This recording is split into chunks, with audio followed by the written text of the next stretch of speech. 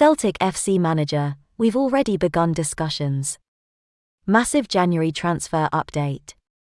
The Celtic FC rebuilding job now underway. Ange Postecoglou has never made any secret of the fact that he aims to raid the Japanese J-League to help find the players that will help bring silverware to paradise.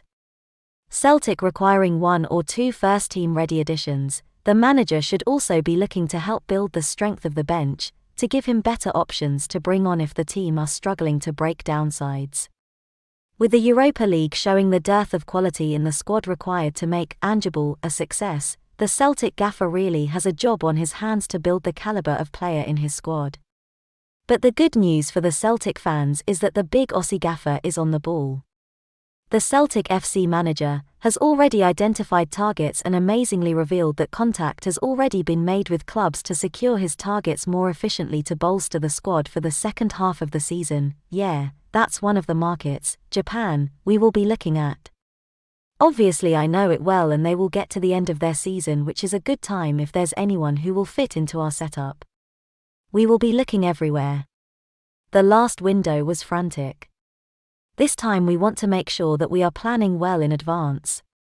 We have already identified targets and begun discussions before we get to January, so that we can conclude deals a lot quicker than we did in the previous window.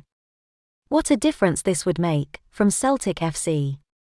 For too long now Celtic have dragged their heels in the transfer window, and played catch-up, which more often than not led to panic signings that made no impact on the squad at all.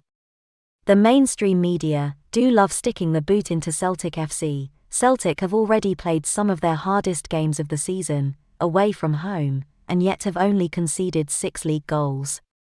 The same amount as Rangers and only one more than the Premiership best, Hearts. Is anyone telling Steven Gerrard or Robbie Neilson they need to be more pragmatic? Of course not. Now, I'm obviously not going to try and prevent criticism of the Celtic defence. That'd be similarly absurd. There have been some poor defensive displays so far in the league, but it's not because Postecoglou is playing firebrand football that is ill-suited to the Premiership. Individual errors and set-piece lapses have been at the heart of our most frustrating conceded goals at Tynecastle, Ibrox and Pittodrie. That needs to be fixed, but it won't come from Ange fielding a more conservative lineup or tactical shape. In Europe, as we saw with Brendan Rodgers' sides of the past, it's a difficult leap to be as bold and progressive with the ball against improved opposition. 8 goals conceded against Real Betis and Bayer Leverkusen is clear evidence of that. But Celtic are definitely a work in progress at the continental level, and it's a bit early to judge on that front, in my opinion. In the league, where it counts right now, Celtic are set up in a satisfying way to score goals and prevent them at the other end. We have the best goal difference in the league right now. I'm not saying that absolves Celtic of their current league position or points total, but likewise, making hasty judgments about Ange just not getting how to tactically play in Scotland is silly. Once again I say it, as I have in other videos. Let's now see what we can do after the international break, with a squad getting back to full fitness and confidence growing in this brand new team unit. I am quietly confident results can come with the consistency we need. Who would you bring in player-wise in January?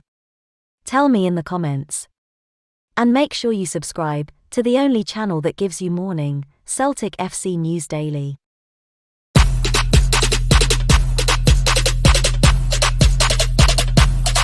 Lit. Roll up to the party, roll up to the party.